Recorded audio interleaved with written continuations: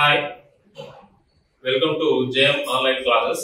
మనం గత వీడియోలో 6వ తరగతి 7వ తరగతి 8వ తరగతి 9వ తరగతి 10వ తరగతికి సంబంధించినటువంటి పాఠ్యాంశాలు, పాలిటీకి సంబంధించినటువంటి పాఠ్యాంశాలు ఎక్కడెక్కడ ఉన్నవి, ఏమేమి చెప్పడం జరిగిందో మనం కొద్ది వరకు ప్రోమో లాగా నేర్చుకోవడం జరిగింది. ప్రస్తుతం మనము ఇప్పుడు ఒక టాపిక్ లో మరి 8th క్లాస్ కి సంబంధించిన టాపిక్ 10th క్లాస్ లో ఉంటుంది మరియు 5th క్లాస్ లో కూడా ఉంటుంది. అలాంటి టాపికే ఫస్ట్ టాపిక్ మనకు భారత రాజ్యాంగం.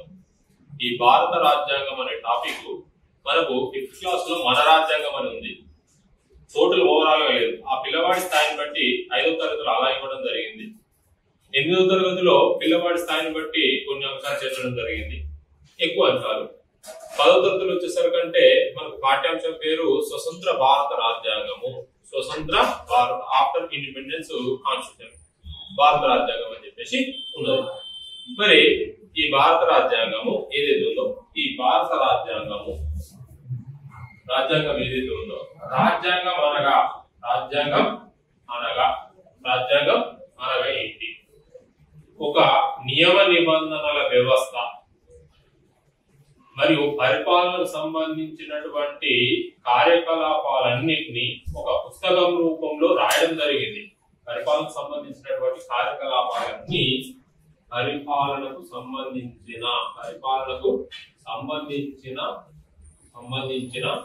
కార్యకలాపాలన్నింటినీ ఒక పుస్తక రూపంలో పొందుపరచడం జరిగింది. దాన్నే భారత రాజ్యాంగం అని చెప్పడం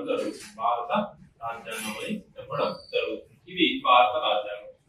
అయితే దీన్ని రాజ్యాంగ రచన చేసింది ఎవరు, రాజ్యాంగం తయారు చేసింది ఎవరు? చాలా మటుకు పిల్లలు అందరూ, చాలా మంది అభ్యర్థులందరూ ఏమనుకుంటారు, రాజ్యాంగం తయారు చేసింది డాక్టర్ బిఆర్ అంబేద్కర్ అని చెప్పడం జరుగుతుంది. కానీ అది వాళ్ళు తయారు చేసింది ముసాయిదా రాజ్యాంగం, డ్రాఫ్టింగ్ కమిటీ. ఓకేనా? అయితే ఇక్కడ చూడండి, ఈ రాజ్యాంగం ఎవరు తయారు చేశారంటే రాజ్యాంగ పరిషత్.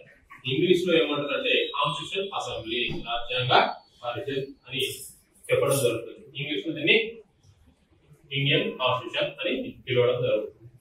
ఈ రాజ్యాంగ పరిషత్తు అనేది ఏర్పాటు చేయాలని ఎవరు చెప్పడం జరిగిందంటే, మన భారతీయులు అప్పటికి ఏమని చెప్పడం జరుగుతుందంటే, మాకు ఒక రాజ్యాంగం ఉండాలి అని చెప్పేసి 1928 నుంచే ఒక నైరు నివేదిక తయారు చేయడం జరిగింది. మనకి 8th క్లాస్ లో ఉంది. అలాగే 1931లో కరాచీ సమావేశంలో భారత రాజ్యాంగం ఎలా ఉండాలో ఎవరంటే భారత జాతీయ కాంగ్రెస్ సభ్యులు పేర్కొనడం జరిగింది. ఇలా ఈ అంశాలన్నీ రాజ్యాంగం గురించి చెప్పడం జరుగుతుంది. ఓకేనా? అయితే ఇక్కడ చూడండి, ఈ రాజ్యాంగ పరిషత్ ఈ రాజ్యాంగ రచన చేసింది ఒక కమిటీ. రాజ్యాంగాన్ని తయారు చేసింది ఒక కమిటీ. అంటే ఈ కమిటీ రాజ్యాంగ పరిషత్ అంటున్నాం. ఈ రాజ్యాంగ పరిషత్ రాజ్యాంగాన్ని తయారు చేయడం జరిగింది. అయితే ఈ రాజ్యాంగ పరిషత్తులో సభ్యుల సంఖ్య ఎంత అంటే 389. ఎవరి సూచన మేరకు ఈ 389 నిర్ణయించడం జరిగింది? 389 ఎవరి సూచన మేరకు నిర్వహించడం జరిగిందంటే క్యాబినెట్ మిషన్ ప్లాన్ సూచన మేరకు 389 సభ్యులుగా నిర్ణయించడం జరిగింది.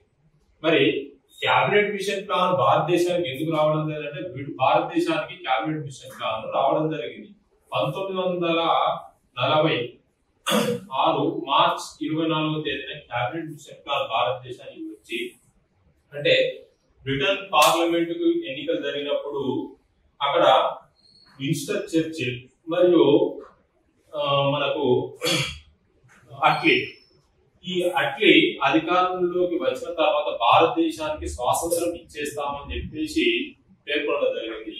అలా భారతదేశానికి స్వాతంత్రము ఇవ్వబోతున్నారు కాబట్టి ఒక రాజ్యాంగం ఉంటే బాగుంటుందని చెప్పేసి ఒక కమిషన్ పంపడం జరిగింది. అదే క్యాబినెట్ మిషన్ ప్లాన్. ఈ క్యాబినెట్ మిషన్ ప్లాన్ లో సభ్యులు ఎవరు అంటే 3 సభ్యులు కలరు. 3 సభ్యులు కలరు. ఒకటి సర్ స్టాఫర్డ్ మిట్స్. ఏవి అలెగ్జాండర్, ఏవి అలెగ్జాండర్, అలెగ్జాండర్ ఓకేనా. ఫ్రెడరిక్ లారెన్స్, ఫ్రెడరిక్ లారెన్స్ ముగ్గురు సభ్యులు కలరు. మరి ఈ రాజ్యాంగ క్యాబినెట్ మిషన్ ప్లాన్ లో ముగ్గురు సభ్యులు కలరు. ఈ క్యాబినెట్ మిషన్ ప్లాన్ కు అధ్యక్ష అంటే దీనికి ప్రాతినిధ్యం వహించిన ఎవరు అంటే ఫ్రెడరిక్ లారెన్స్ అనేటటువంటి వ్యక్తి దీనికి ప్రాతినిధ్యం వహించడం జరిగింది. ఇలా ఈ క్యాబినెట్ మిషన్ ప్లాన్ సూచన మేరకు భారతదేశంలో అప్పుడు ఉన్నటువంటి జనాభా 40 కోట్ల జనాభా, 40 కోట్ల జనాభా. భారతదేశంలో ఉన్నటువంటి జనాభా 40 కోట్ల జనాభా. 40 కోట్ల జనాభాకు ఒక్కొక్క నియోజకవర్గం నుండి అంటే 10 లక్షల జనాభాకు ఒక సభ్యుడు చొప్పున ఎంపిక లేదా ఎన్నిక చేసి రాజ్యాంగ పరిషత్కు పంపవలసిందిగా క్యాబినెట్ మిషన్ ప్లాన్ సూచన చేసింది.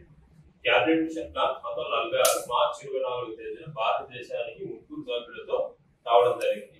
ఈ క్యాబినెట్ మిషన్ ప్లాన్ కు అధ్యక్షత వహించింది ఎవరంటే ఫ్రెడరిక్ లారెన్స్. మరి ఈ క్యాబినెట్ మిషన్ ప్లాన్ ఎవరైతే ఉన్నారో భారతదేశంలో ఉన్నటువంటి ఆనాటి భారతదేశం అంటే పాకిస్తాన్, భారత్, తూర్పు పాకిస్తాన్ ఈ 3 దేశాల్లో ఉన్నటువంటి జనాభా ఎంత అంటే 40 కోట్ల జనాభా. 40 కోట్ల జనాభాకు ప్రతి 10 లక్షలకు ఒక సభ్యుడు చొప్పున ఎన్నిక లేదా ఎంపిక చేసుకొని రాజ్యాంగ పరిషత్తును ఏర్పాటు చేసుకోమని ఎవరు చెప్పడం జరిగిందంటే క్యాబినెట్ మిషన్ ప్లాన్ చెప్పడం జరిగింది. అలా మనకు 1946లో ఏం చేయడం జరిగిందంటే రాజ్యాంగ పరిషత్కు ఎన్నికలు నిర్వహించడం జరిగింది. మరి రాజ్యాంగ పరిషత్కు ఎన్నికలు నిర్వహించిన తర్వాత మరి ఇక్కడ నుంచి ఎవరు సభ్యులు రావడం జరిగింది. మరి కొంతమంది ఎన్నిక కాకుండానే ఎంపిక చేయడం జరిగింది. ఓకేనా. అలా భారతదేశంలో బ్రిటిష్ వారి యొక్క రాష్ట్రాలు ఎన్ని అంటే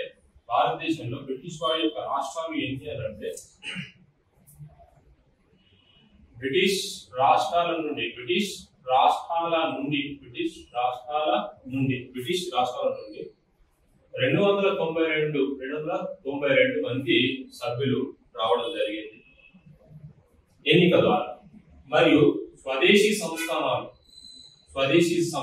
ఇంగ్లీష్ లో దీన్ని కింగ్డమ్స్ అంటారు. స్వదేశీ సంస్థానాలు అంటే భారతదేశంలో జూనాగఢ్ కావచ్చు, ఇంకా మార్వార్, ఇలాంటి జమ్మూ కాశ్మీర్, ట్రావెన్కోర్ వచ్చి ఓకేనా. ఇలాంటి ఏవైతే ప్రాంతాలు ఉన్నాయో హైదరాబాద్ కూడా ఒక స్వదేశీ సంస్థానం. ఈ స్వదేశీ సంస్థానంలో ఉన్నటువంటి సభ్యులు ఎంపిక ద్వారా రావడం జరిగింది. అంటే ఒక దేశానికి అంటే ఒక ప్రాంతానికి ఒక రాజు ఉంటాడు, అతను బ్రిటిష్ వారి యొక్క పరిపాలన మేరకు కొనసాగడం జరుగుతుంది.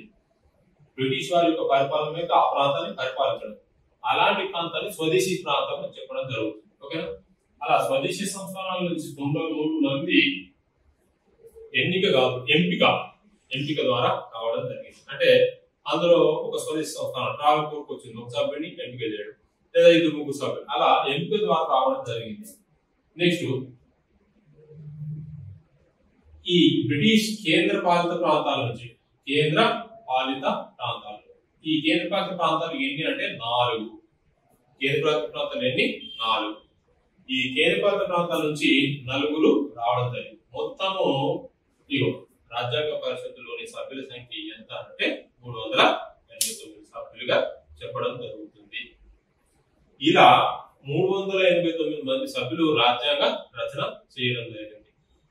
ఇక ఇది మనకు 1946 డిసెంబర్ 9వ తేదీ నుంచి 1950 జనవరి 26 వరకు 1946 డిసెంబర్ 9వ తేదీ నుంచి 1950 జనవరి 26వ తేదీ వరకు కొనసాగుతున్నటువంటి అంశాలన్నీ బోధించడం జరుగుతుంది మనకు. అయితే ఇక్కడ చూడండి, 1946 డిసెంబర్ 9 అన్నాం, 1950 జనవరి 26 అంటే 4 సంవత్సరాలు పడుతుంది. కానీ రాజ్యాంగ రచన కొనసాగినటువంటి సమయం ఎంత అంటే 2 సంవత్సరాల 11 నెలల 18 రోజులు. అంటే మనకి సాధారణంగా పాఠశాల ఒక నెలలో 30 రోజులు కొనసాగు, ఎందుకోసం అంటే సండేలు, ఆదివారాలు, సెకండ్ సాటర్డేలు లేదా మళ్ళా ఆప్షనల్ హాలిడేస్ ఇవన్నీ రావడం జరుగుతుంది. అలాగే ఇక్కడ గ్యాప్ లో ఉన్నటువంటి రోజులన్నీ తీసివేయక ఇక్కడ నుంచి ఇక్కడ వరకు కొనసాగినటువంటి కాలాన్ని 2 సంవత్సరాల 11 నెలల 18 రోజులుగా పరిగణించవలసి ఉంటుంది. అందుకే రాజ్యాంగ రచన చేసినటువంటి కాలం ఎంత, రాజ్యాంగ రచనకు పట్టిన కాలం ఎంత అంటే 2 సంవత్సరాల 11 నెలల 18 రోజులు. ఓకేనా? ఇలా రాజ్యాంగ పరిషత్కు ఎన్నికలు 1946లో జూలైలో జరిగాయి. ఈ ఎన్నికలు ఎలా జరిగినంటే పరోక్ష పద్ధతులు జరిగాయి. ఎలా? పరోక్ష పద్ధతిలో జరిగినవి. ఆ రోజు డబ్బు ఎవరైతే ఆ బ్రిటిష్ ప్రభుత్వానికి డబ్బులు కానుకలు ఇస్తున్నారో అలాంటి వారికి మాత్రమే ఓటు హక్కు ఇవ్వడం జరిగింది. అంటే పరిమిత ఓటింగ్ పద్ధతి ద్వారా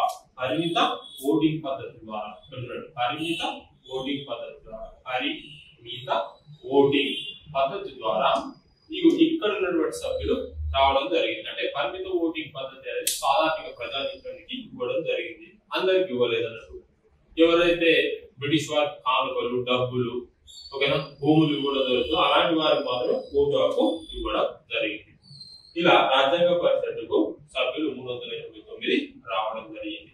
ఎప్పుడు అంటే 1946 జూలైలో ఎన్నికల్లో రావడం జరిగింది. ఓకేనా? మరి జూలైలో వచ్చిన తర్వాత మరి ఈ రాజ్యాంగ పరిషత్తులో మరి ఏమైనా మార్పులు సంభవించినా చూద్దాం. ఇప్పుడు చూడండి, భారత రాజ్యాంగంలో రాజ్యాంగ రచన చేసింది ఎవరు అంటే తెలుసుకున్నాం మనం. ఎవరు? భారత రాజ్యాంగ పరిషత్. మరి ఈ రాజ్యాంగ పరిషత్ ఎన్నికలు ఎప్పుడు జరిగినాయంటే 1946 జూలైలో జరిగింది. మరి ఈ రాజ్యాంగ రచన ఎప్పటి నుంచి ప్రారంభమైంది అంటే 1946 డిసెంబర్ 9వ తేదీన రాజ్యాంగ పరిషత్ మొదటి సమావేశం జరపడం జరిగింది.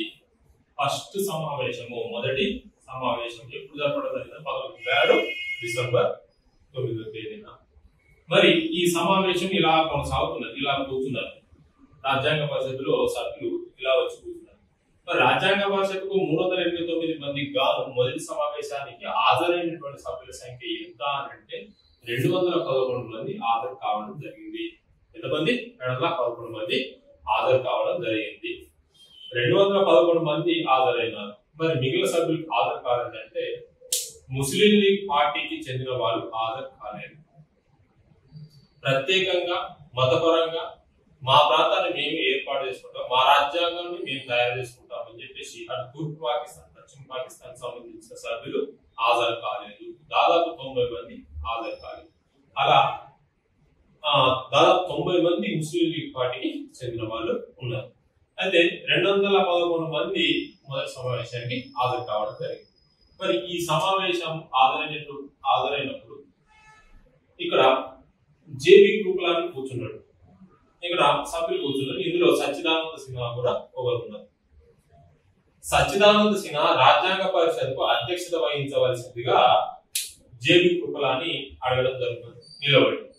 అప్పుడు జేబీ కృపలాని అడగడంతో సచ్చిదానంద సిన్హా ఎందుకు అడిగినాడు అంటే ఆయనకు గత 1919లో కేంద్రంలో ద్విసభ అంటే బ్రిటిష్ వారి యొక్క పరిపాలన కాలంలో కేంద్రంలో ద్విసభ ఉన్నప్పుడు ఆ ద్విసభ విధానంలో లెజిస్లేటివ్ అసెంబ్లీ దిగువ సభకు ఉపాధ్యక్షుడిగా పనిచేసిన అనుభవము, సభకు అధ్యక్షత వహించిన అనుభవం అతనికి ఉన్నది కాబట్టి అతనికి ఈ రాజ్యాంగ పరిషత్కు అధ్యక్షత వహించవలసిందిగా జేబీ కృపలాని అడగడం జరుగుతుంది. దాంతో ఇక సచ్చిదానంద సిన్హా నాకు కొద్దిగా ఆరోగ్యపరంగా కొన్ని సమస్యలు ఉన్నాయి కాబట్టి నేను కొంతకాలం వరకు ఉంటాను, తర్వాత ఎవరైనా అధ్యక్షుడిగా నియమించుకోండి అని చెప్పేసి చెప్పడంతో అప్పుడు ఆ రాజ్యాంగ పరిషత్తులో ఉన్నటువంటి సభ్యులు అతన్ని టెంపరరీ ప్రెసిడెంట్ గా కొంతకాలం పాటు ఉండమనడంతో అలా మొదటి సమావేశానికి అధ్యక్షత వహించింది ఎవరంటే సచ్చిదానంద సిన్హా. ఉపాధ్యక్షులు ఎవరు అంటే ఫ్రాంక్ ఆంటోనీ ఆంగ్లేయుల నుంచి ప్రాతినిధ్యం వహించడం జరుగుతుంది. ఫ్రాంక్ ఆంటోనీ రావడం జరుగుతుంది. సచ్చిదానంద సిన్హా. ఉపాధ్యక్షులు వచ్చేసి ఎవరంటే ఫ్రాంక్ ఆంటోనీ, ఇలా మొదటి సమావేశం కొనసాగింది. కానీ మొదటి సమావేశం హాజరు కాని వారు ఎవరంటే ముస్లిం లీగ్ పార్టీ హాజరు కాలేదు. ఇక ఈ తేదీన ఏ తేదీన అంటే 1946 డిసెంబర్ 11వ తేదీన ఏమైనా మార్పు వచ్చిందా అంటే మార్పు వచ్చింది. ఈ సమావేశానికి చాలా మటుకు అందరూ హాజరు కావడం జరిగింది. సమావేశం ఇలా చూస్తున్నారు. అప్పుడు జైలు కృపలని డాక్టర్ బాబు రాజేంద్ర ప్రసాద్ ను ప్రస్తావించడం జరుగుతుంది. డాక్టర్ బాబు రాజేంద్ర ప్రసాద్ అంటే ఆయన పేరు చూపించడం జరుగుతుంది. డాక్టర్ బాబు రాజేంద్ర ప్రసాద్ రాజ్యాంగ పరిషత్కు పర్మనెంట్ అంటే దీర్ఘకాలిక అధ్యక్షుడిగా ఎవరు అంటే డాక్టర్ బాబు రాజేంద్ర ప్రసాద్ ని నియమించడం జరుగుతుంది. ఇక ఉపాధ్యక్షులు వచ్చేసరికంటే హెచ్సి ముఖర్జీ, నెక్స్ట్ విటి కృష్ణమాచారి. చూడండి, మొదటి సమావేశానికి అధ్యక్షత వహించింది ఎవరంటే సచ్చిదానంద సిన్హా. ఉపాధ్యక్షులు ఎవరంటే ఫ్రాంక్ ఆంటోనీ. ఇక ఈ సమావేశం 1946 డిసెంబర్ 11వ తేదీన జరిగినటువంటి సమావేశం ఏమైనా మార్పులు సంభవించింది. ఇక సచ్చిదానంద సిన్హా, ఫ్రాంక్ ఆంటోనీ తాత్కాలిక అధ్యక్షులుగా ఉన్నటువంటి వాళ్ళని పక్కకు తీస్తూ డైరెక్ట్ అంటే టెంపరీ కాకుండా పర్మనెంట్ గా వీళ్ళని నియమించడం జరిగింది. డాక్టర్ బాబురాజ్ ఉపాధ్యక్షుడు సింపల్. మరి వీటి కృష్ణమాచారి ఎందుకు వచ్చినారు అని అంటే, వీటి కృష్ణమాచారి రావడానికి కారణం ఏంటంటే ఆయన రాజ్యాంగ పరిషత్ సమావేశం కొనసాగుతున్నప్పుడు అతను బయట కూర్చున్నాడు. వచ్చినటువంటి వాళ్ళకి, పోయిన వాళ్ళకి, వచ్చిన వాళ్ళకి అసలు లోపల ఏం చేస్తున్నారు అని చెప్పేసి వితండ వాదన చేస్తూ ఉంటాడు. ఎవరు? వీటి కృష్ణమాచారి వితండ వాదన చేస్తుంటే అతన్ని తీసుకొచ్చి ఆ రాజ్యాంగ పరిషత్తులో ఉన్న సభ్యులందరూ ఉపాధ్యక్ష పదవిలో కూర్చుండబెట్టడం జరిగింది. అంటే ఇతను లేనప్పుడు, ఎస్సీ ముఖర్జీ లేనప్పుడు ఉపాధ్యక్ష పదవిలో ఎవరు కూర్చుంటారు? వీటికి. అంటే పని లేని వారికి పని అవకాశం కల్పించారు. అలా ఈ సమావేశంలో కొంత మార్పు జరిగింది. ఇక రాజ్యాంగ రచన పూర్తయ్యేంత వరకు వీళ్ళే అధ్యక్షులు, ఉపాధ్యక్షులుగా కొనసాగడం జరుగుతుంది. ఇక 1946 డిసెంబర్ 13వ తేదీన 1946 డిసెంబర్ 13వ తేదీన జరిగినటువంటి సమావేశంలో ఏమైనా మార్పులు వచ్చినాయా అంటే సేమ్ అధ్యక్షులు, ఉపాధ్యక్షులు వీరే ఉంటారు. సమావేశం ఇలాగే కొనసాగుతూ ఉన్నది. సమావేశం ఇలాగే కొనసాగుతుంటే వీళ్ళు వచ్చి ఎవరంటే ఇలా కూర్చున్న తర్వాత ఇందులో నుంచి ఒక వ్యక్తి వచ్చి నిలబడి, అంటే ఎవరంటే జవహర్లాల్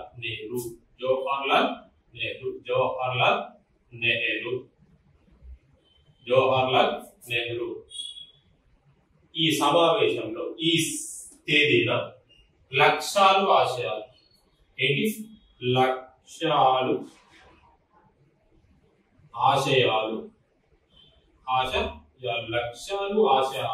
అనే తీర్మానాన్ని ఈ రాజ్యాంగ పరిషత్లో ప్రవేశపెట్టడం జరిగింది.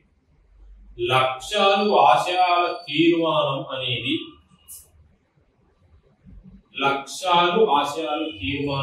ద్వారానే ప్రవేశిక ఉండాలని చెప్పడం జరిగింది. ప్రవేశిక దాని ముందు మాట, ప్రస్తావన, విషయ సూచిక, భూమిక అని చెప్పడం జరిగింది. ఈ ప్రవేశిక ఏదైతే ఉందో ఈ ప్రవేశిక ఈ భారత రాజ్యాంగం, భారత రాజ్యాంగం. ఈ ప్రవేశిక ఈ భారత రాజ్యాంగం యొక్క మౌలిక స్వరూపాన్ని తెలియజేస్తుంది. ఏ స్వరూపాన్ని? భారత రాజ్యాంగం యొక్క మౌలిక స్వరూపాన్ని తెలియజేస్తుంది. కాబట్టి ప్రవేశిక ఉండాలి అని చెప్పేసి ఆనాడు జవహర్లాల్ నెహ్రూ పేర్కొనడం జరిగింది. అలా లక్ష్యాలు ఆశయాల తీర్మానం ద్వారా భారత రాజ్యాంగంలో ప్రవేశిక అనేది చేర్చడం జరిగింది.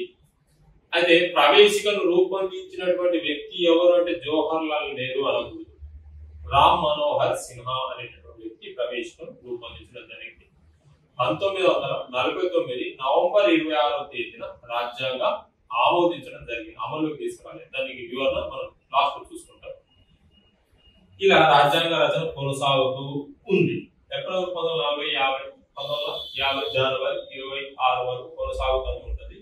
మధ్యలో ఏమైనా మార్పులు వచ్చినాయంటే ఇలా కొనసాగే సందర్భంలో ఇది ఏం చేసినారంటే రాజ్యాంగ పరిషత్ ఏదైతే ఉందో రాజ్యాంగ పరిషత్ 389 మంది సభ్యులు ఉంటే ఈ రాజ్యాంగ పరిషత్ను ఇలా మొత్తం 22 కమిటీలుగా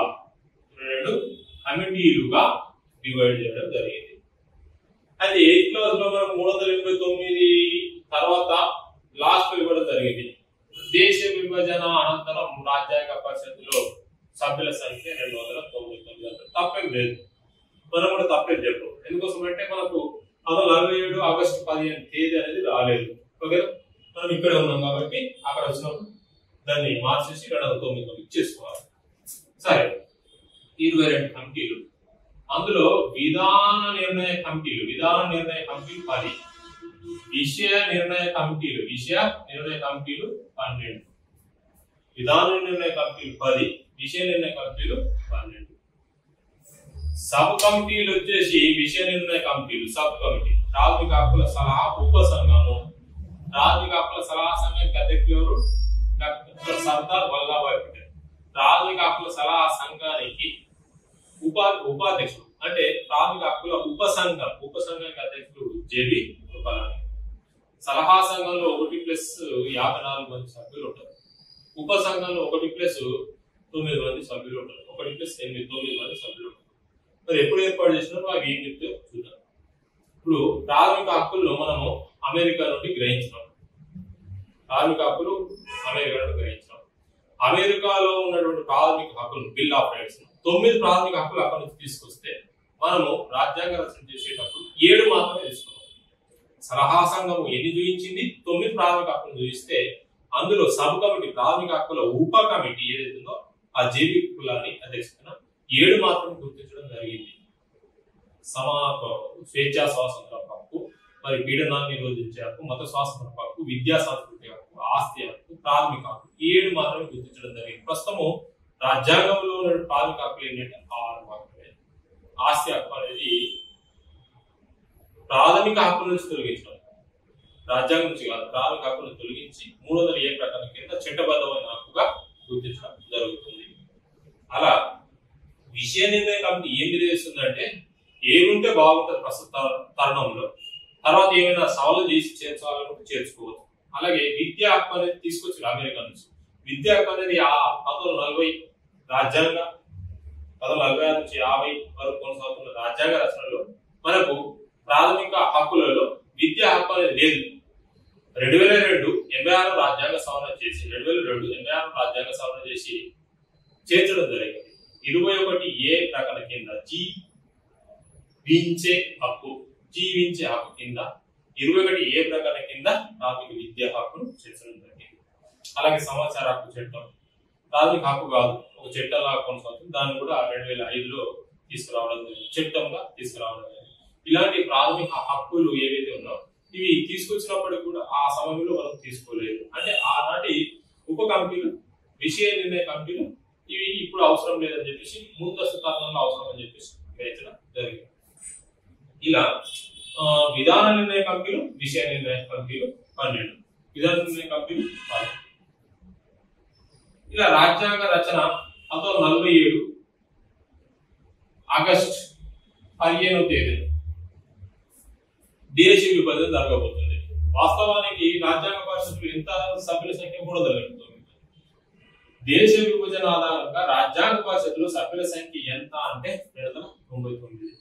దాదాపు 90 మంది ఎవరు అంటే పాకిస్తాన్, ఏ పాకిస్తాన్? తూర్పు పాకిస్తాన్, పశ్చిమ పాకిస్తాన్ కు చెందిన వారు ఉన్నారు. ఈ 299 మందిని తీసివేస్తే 99 మంది, 299 మంది వీళ్ళు 1947 ఆగస్టు 15 నుంచి 1950 జనవరి 26. ఇది మనకి 8th క్లాస్ చివరిలో ఉంటది.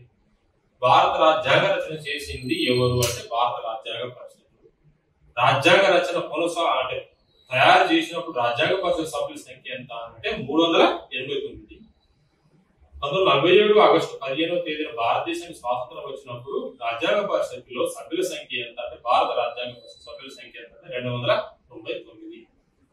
మిగిలిన 90 మంది ఎవరంటే బ్రిటిష్ అంటే పాకిస్తాన్ మరియు తూర్పు పాకిస్తాన్ కు చెందిన వారు.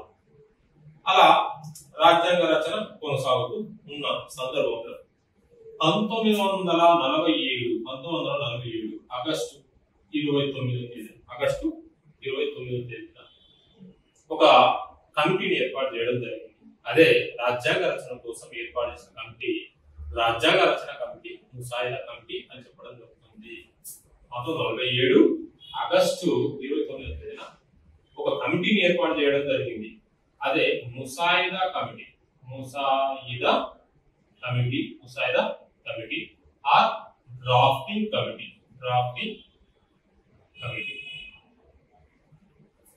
ముసాయిదా కమిటీ ఆర్ డ్రాఫ్టింగ్ కమిటీగా పేర్కొనడం జరుగుతుంది. ముసాయిదా కమిటీ, డ్రాఫ్టింగ్ కమిటీ ఏదైతే ఉందో ఆ డ్రాఫ్టింగ్ కమిటీ, ముసాయిదా కమిటీలో సభ్యుల సంఖ్య ఎంత అంటే 1+6 సభ్యులు కలరు. మరి డాక్టర్ బిఆర్ అంబేద్కర్ ఈ ముసాయిదా కమిటీకి ఎవరు అంటే అధ్యక్షులుగా, చైర్మన్ గా వివరిస్తారు. మిగిలిన 6 సభ్యులుగా కొనసాగుతూ ఉంటారు. వాళ్ళు ఎవరు చూద్దాం. Doctor BR Ambedkar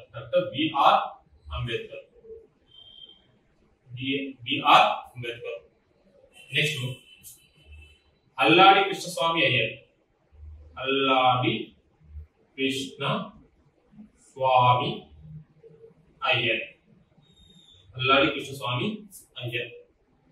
next Gopala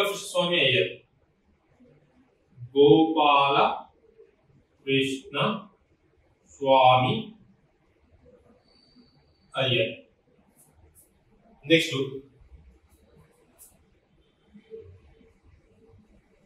Mohammed Shadulla, అతని పేరు ఏంటంటే మిట్టల్ మాధవరావు. అంటే మనం మిట్టల్ తీసుకోవచ్చు. మిట్టల్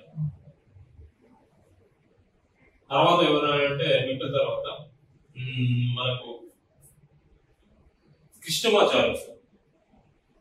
ఖైతాను అసలు వాస్తవానికి 1948, వాస్తవానికి వీళ్ళు 1948 వరకు వాస్తవ సభ్యులు ఎవరంటే మిట్టల్ 1948లో అనారోగ్య కారణంగా మాధవరావుని తీసుకురావడం జరుగుతుంది. మాధవరావుని తీసుకురావడం జరుగుతుంది. ఇక్కడ ఖైతాన్ మరణం కారణం ఇది మనకు 5th క్లాస్ లో ఉంటదండి. ఈ ముసాయిదా రాజ్యాంగంలో ఉన్నటువంటి సభ్యుల పేర్లను 5th క్లాస్ లో ఇవ్వడం జరిగింది. ఓకే, ఖైతాన్ మరణం కారణంగా కృష్ణమాచారిని తీసుకోవడం రావడం జరిగింది. కృష్ణమాచారిని తీసుకోవడం జరిగింది. ఖైతాన్ ప్లేస్ లో కృష్ణమాచారి 1948లో ఈ సంఘటన జరిగింది. ఓకే, నెక్స్ట్ మొహమ్మద్ షాదుల్లా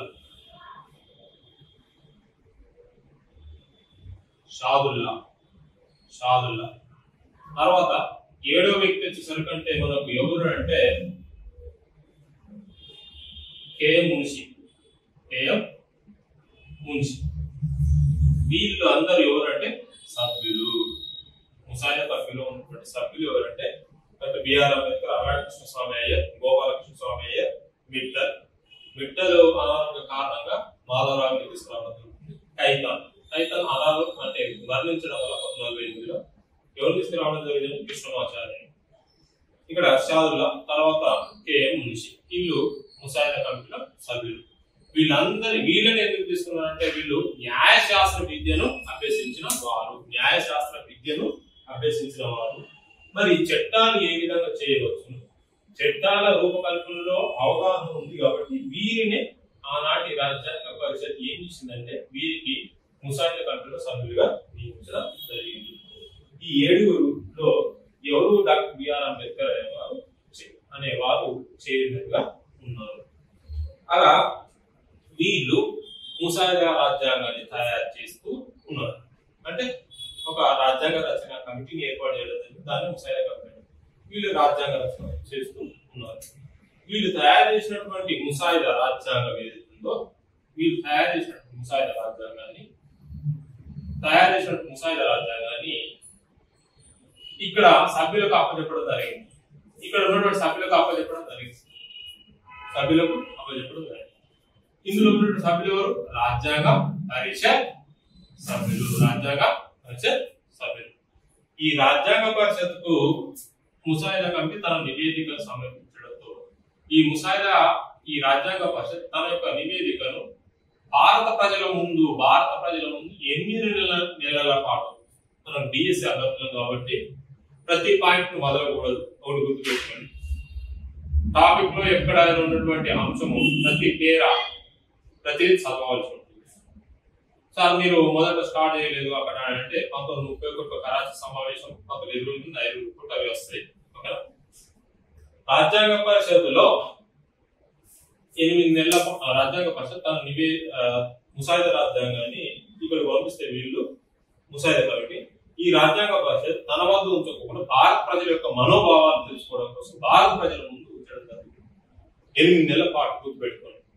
8 నెలల పాటు భారత ప్రజలు మరి చూసి ఏమైనా మార్పులు చేర్పులు చేసినారంటే ఎలాంటి మార్పులు చేర్పులు చేయలేదు. ఉన్నట్టుగా రాజ్యాంగ పరిషత్కు అప్పచెప్పడం జరిగింది. అలా 6736 సవరణలు ప్రతిపాదించగా ఈ రాజ్యాంగ పరిషత్ 2000కు పైగా సవరణలు చేసి, అంటే సవరణ అంటే రాజ్యాంగ సవరణ కాదు, అందులో ఏ అంశాలు వాక్యాల పైన సవరణ చేసి 2000 పైగా సవరణలు అంటే 2000 సవరణలు చేసి రాజ్యాంగాన్ని ఆమోదించడం జరిగింది. అలా 1949 నవంబర్ 26వ తేదీన ఆమోదించడం జరిగింది. 1949 నవంబర్ 26వ తేదీన రాజ్యాంగాన్ని ఆమోదించడం జరిగింది. మరి 1946 డిసెంబర్ 1947 ఏమైనా సంఘటన జరిగిందా ఈ సంవత్సరం ఇంపార్టెంట్? 1947 జనవరి 24వ తేదీన, అంటే స్వాతంత్రం రాకముందే 1947 జనవరి 24వ తేదీన ప్రాథమిక హక్కుల సలహా సంఘాన్ని ఏర్పాటు చేసినారు.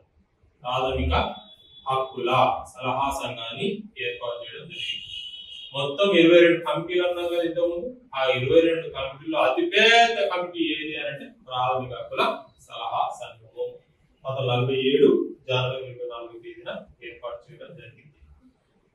1947 ఫిబ్రవరి 12వ తేదీన ప్రాథమిక హక్కుల ఉప కమిటీ సలహా సంఘం యొక్క ఉప కమిటీ సబ్ కమిటీని ఏర్పాటు చేయడం జరిగింది. 1947 ఫిబ్రవరి 12వ తేదీన 1947 ఫిబ్రవరి 12వ తేదీన ఉప కమిటీకి అధ్యక్షులు ఎవరు అంటే జేబీ కృపలాని. మరి ప్రాథమిక హక్కుల సలహా సంఘానికి అధ్యక్షులు ఎవరంటే సర్దార్ వల్లభాయ్ పటేల్. ఈ సర్దార్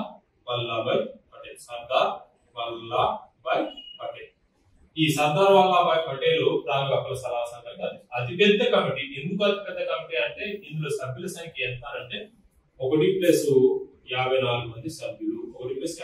అతిపెద్ద కమిటీ అంటే ఎక్కువ సంఖ్య ఉంది కాబట్టి అతిపెద్ద కమిటీగా పిలవడం జరిగింది. అందులోనే ఒక ఉప కమిటీ ఉన్నది, అదే ప్రాథమిక హక్కుల సలహా సంఘం యొక్క ఉప కమిటీ. దానికి అధ్యక్షులు ఎవరు అంటే ఉప కమిటీ సబ్ కమిటీ అంటున్నారు. ఉప కమిటీకి అధ్యక్షులు ఎవరు అంటే జేబీ కృపలాని.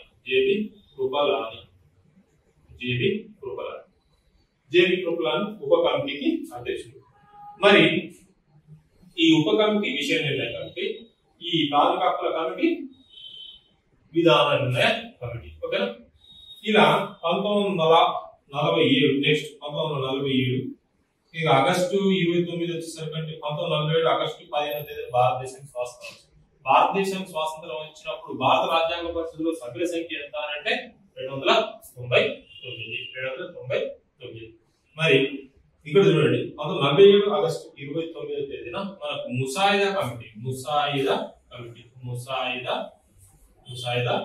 కమిటీ మరియు డ్రాఫ్టింగ్ కమిటీ ముసాయిదా కమిటీ డ్రాఫ్టింగ్ కమిటీని ఏర్పాటు చేయడం జరిగింది. ఎంతమందితో? 1+6 సభ్యులతో ఒక ముసాయిదా కమిటీని ఏర్పాటు చేయడం జరిగింది.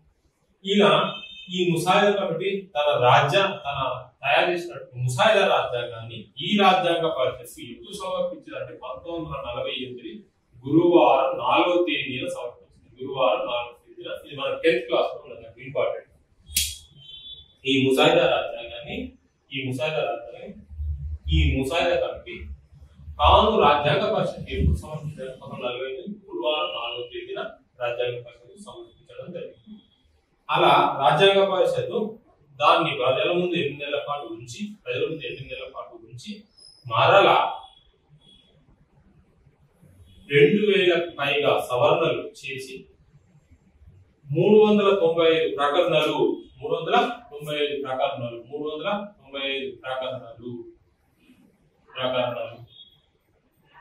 ఎన్ని షెడ్యూల్స్ ఎన్ని షెడ్యూల్ భాగాలు 27 భాగాలను పేర్కొనడం జరిగింది. 1950 జనవరి 26వ తేదీన ఇలా వచ్చింది.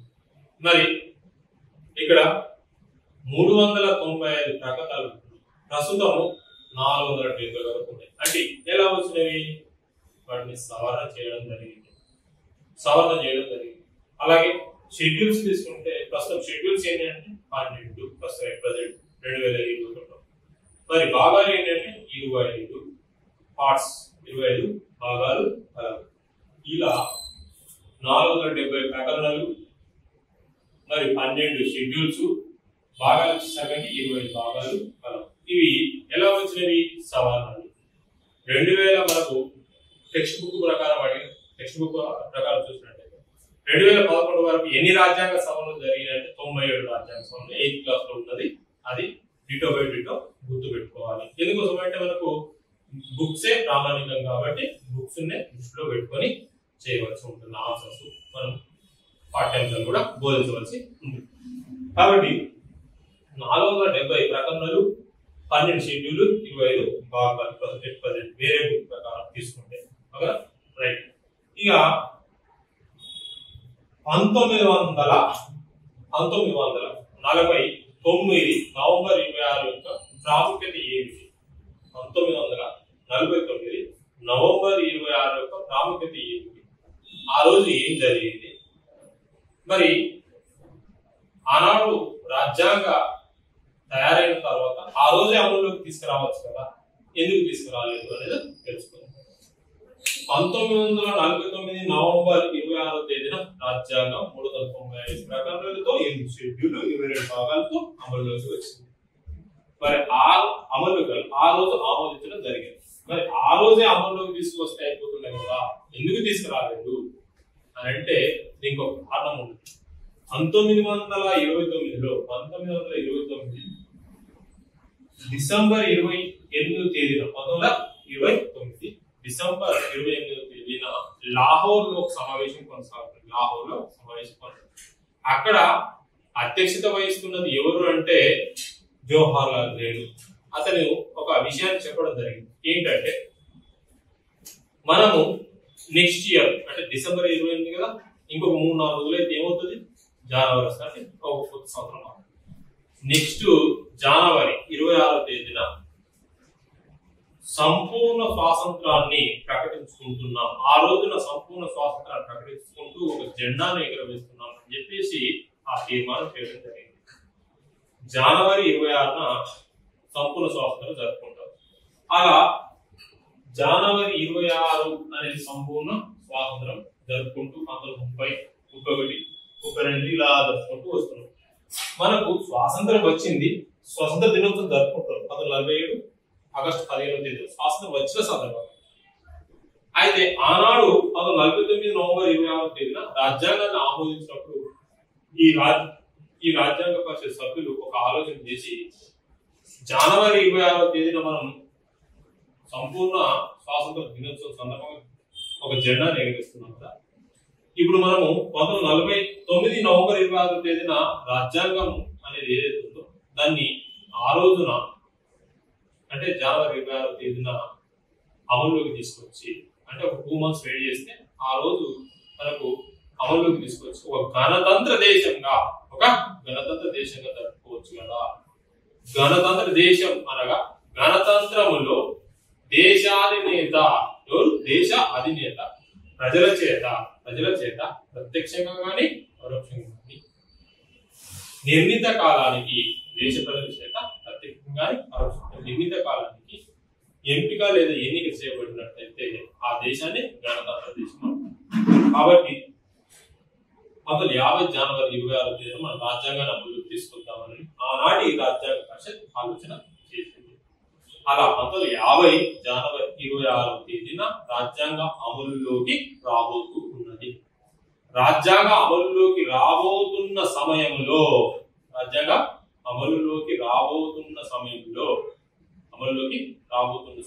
ఒక 2 రోజుల ముందు ఒక సమావేశాన్ని ఏర్పాటు చేసినారు. 1950 జనవరి 24వ తేదీన ఇది 12వ సమావేశం. ఎన్నో సమావేశం? 12వ సమావేశం. రాజ్యాంగ పరిషత్ రాజ్యాంగాన్ని ఆమోదించేంత వరకు జరిపిన సమావేశం 11 సమావేశం. రాజ్యాంగము ఏ తేదీన అమలులోకి వస్తున్నది? 1950 జనవరి 24వ తేదీన. 1950 జనవరి 26వ తేదీన అమలులోకి వస్తూ ఉన్నది. రాజ్యాంగం అమలులోకి ఆ సమయంలో వస్తున్నది. ఆ వచ్చే సమయంలో ఒక రోజు కంటే ముందు రాజ్యాంగ పరిషత్ ఒక సమావేశాన్ని ఏర్పాటు చేసి 3 నిర్ణయాలు తీసుకున్నారు. ఒకటి ఏంటంటే దేశ అధినేత ఎవరు? డాక్టర్ బాబు రాజేంద్ర ప్రసాద్ ని రాష్ట్రపతిగా, జాతీయ గీతం జనగణమన ఈ జనగణమన జాతీయ గీతం, జాతీయ గేయం వందే మాతరం ఈ అంశాలు దేశాధినేతగా రాష్ట్రపతిగా ఎవరిని? డాక్టర్ బాబు రాజేంద్ర ప్రసాద్. మరియు వందే మాతరం జాతీయ గేయంగా, జనగణమన జాతీయ గీతంగా అమల్లోకి తీసుకురావడం జరిగింది. ఇలా రాజ్యాంగ పరిషత్ చివరి సమావేశంలో తీసుకున్నటువంటి నిర్ణయాలు 3. ఇలా రాజ్యాంగం అనేది అమల్లోకి తీసుకురావడం జరిగింది. మరి ఈ రాజ్యాంగం అమల్లోకి వచ్చిన వెంటనే అన్ని అమల్లోకి వచ్చినట్టే పౌరసత్వం, కార్మిక హక్కులు, ఈ ఎన్నికలు అనేవి కొన్ని మాత్రమే అమల్లోకి ఆమోదించినప్పుడు ఏవి అమల్లోకి వచ్చినట్టు అవి అమల్లోకి వచ్చినాయి. ఈ ఏ రోజైతే అమల్లోకి వచ్చిందో రాజ్యాంగం, ఆ రోజు నుంచి రాజ్యాంగం మొత్తం అమల్లోకి రావడం జరిగింది. ఓకేనా? రైట్. అయితే రాజ్యాంగము తయారీకి చేయడానికి ఏమైనా ఖర్చు అవసరమైందా? రాజ్యాంగములో ఉన్నటువంటి కొన్ని ముఖ్యాంశాలు ఏంటో మనం తెలుసుకుందాం. ఓకే,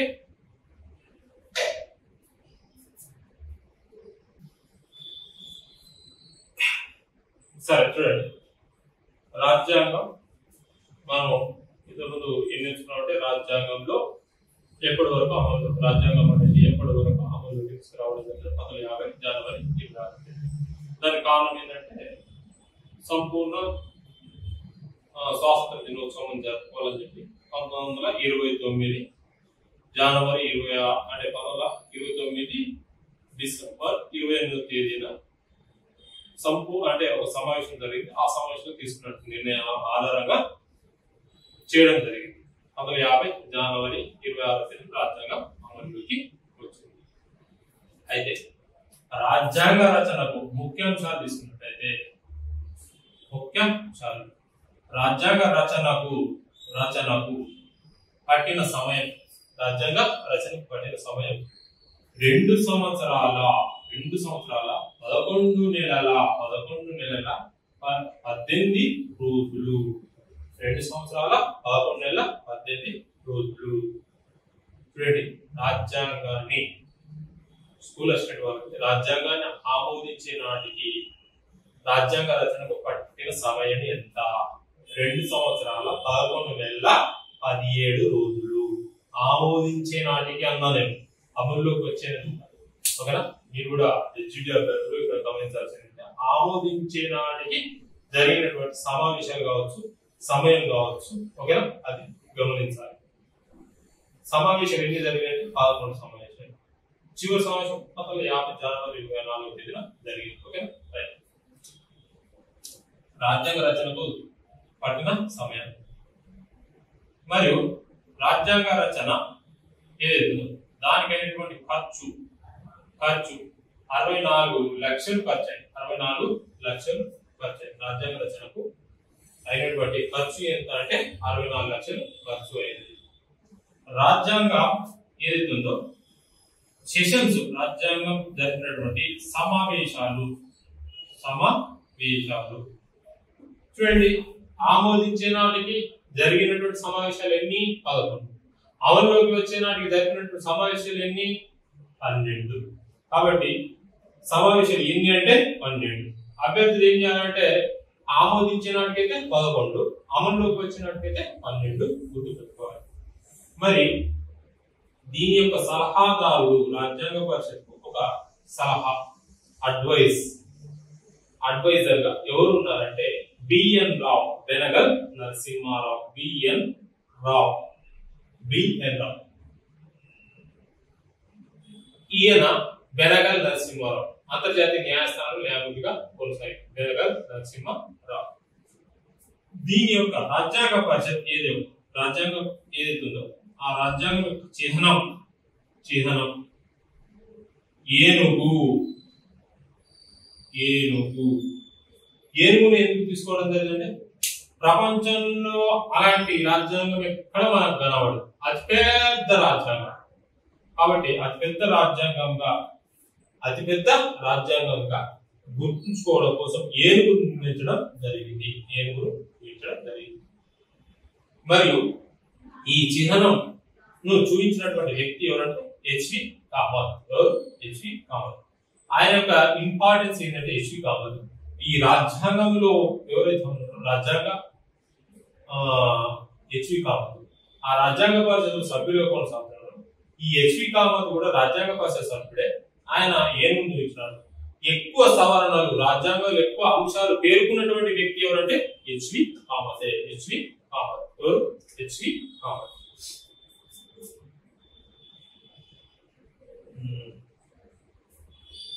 ఈ చిహ్నాన్ని చూపించినటువంటి వ్యక్తి ఎవరంటే హెచ్వి కామత్. ఈ కామత్ అనేటటువంటి వ్యక్తి ఈ చిహ్నాన్ని చూపించడం జరిగింది. మరి ఎక్కువ సవరణలు ప్రతిపాదించినటువంటి వ్యక్తి కూడా హెచ్వి కామత్ అని గుర్తుపెట్టుకోవాలి.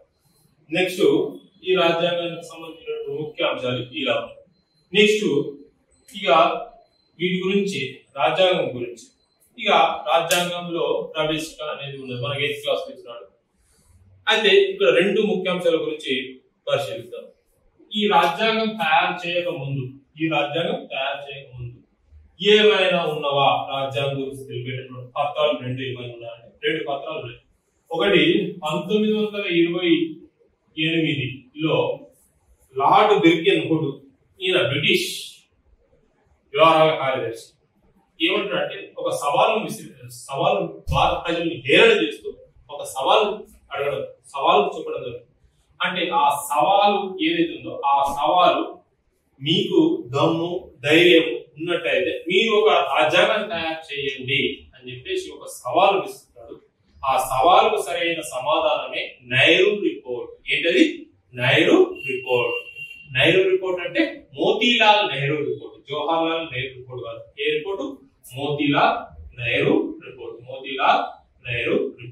1+8 మంది కాంగ్రెస్ సభ్యులతో ఒక నెహ్రూ నివేదిక తయారు చేయడం జరుగుతుంది. అంటే రాజ్యాంగం కంటే ముందు ఏదైనా ఉందా అంటే పత్రము మోతీలాల్ నెహ్రూ రిపోర్ట్ ఒకటి ఉన్నది. ఓకేనా? రైట్. రెండోది కరాచీ సమావేశము. ఈ కరాచీ సమావేశము 1931లో జరిగింది. ఈ 1931లో జరిగినటువంటి కరాచీ సమావేశం ఏదైతే ఉందో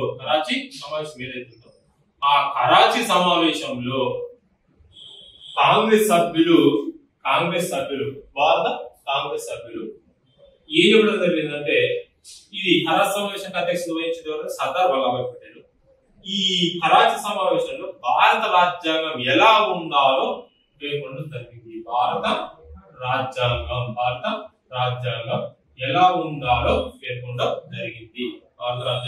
ఎలా ఉండాలో పేర్కొనడం జరిగింది. కరాచీ సమావేశం మోతీలాల్ నెహ్రూ రిపోర్ట్ గాని భారత కరాచీ సమావేశంలో తీసుకున్నటువంటి నిర్ణయంలో ఉన్నటువంటి అంశాల్లో 2 మనకు ముఖ్యమైనవి కనబడతాయి. ఒకటి స్వేచ్ఛ సమానత్వ హక్కు. సమానత్వపు హక్కు, స్వేచ్ఛ సమానత్వపు హక్కు. రెండోది సార్వజనీన వయోజన హక్కు, సార్వజనీన వయోజన ఓటింగ్ హక్కు, సార్వజనీన వయోజన ఓటింగ్ అంటారు. ఈ రెండు పత్రాల్లో ముఖ్యంగా పేర్కొన్నటువంటి అంశాలు 28 ఏంటది మోతీలాల్ నెహ్రూ రిపోర్ట్ తయారు చేయడం జరిగింది. ఆ నెహ్రూ రిపోర్ట్ లో కానీ కరాచీ సమావేశంలో తీసుకున్నట్టు నిర్ణయాల్లో కానీ రెండే మనకు ముఖ్యమైన ప్రాధాన్యత కలిగిన అంశాలు. ఒకటి స్వేచ్ఛ సమానత్వము, రెండోది సార్వజనీన వయోజన ఓటు హక్కు అనేది మనకు కనబడడం జరుగుతుంది. ఓకేనా? ఇలా ఈ రెండు తొలి పత్రాలు మన డార్క్ ఇంక్ లో 8th క్లాస్ లో ఉన్నవి. ఈ రెండు తొలి పత్రాలు అనేవి చాలా ముఖ్య. భారత రాజ్యాంగం కంటే ముందు రెండు తొలి పత్రాలు ఏవంటే 1928 మోతీలాల్ నెహ్రూ రిపోర్టు, కరాచీ సమావేశం. రెండు పత్రాల్లో పేర్కొన్నట్టు ముఖ్యమైనటువంటి అంశాలు ఏంటంటే స్వేచ్ఛ సమానత్వము, సార్వజనీన వయోజన ఓటు హక్కు. ఓకేనా? నెక్స్ట్ వీటి గురించి మనం క్షుణ్ణంగా నేర్చుకోవడం మనం జరుగుతుంది. ఓకే.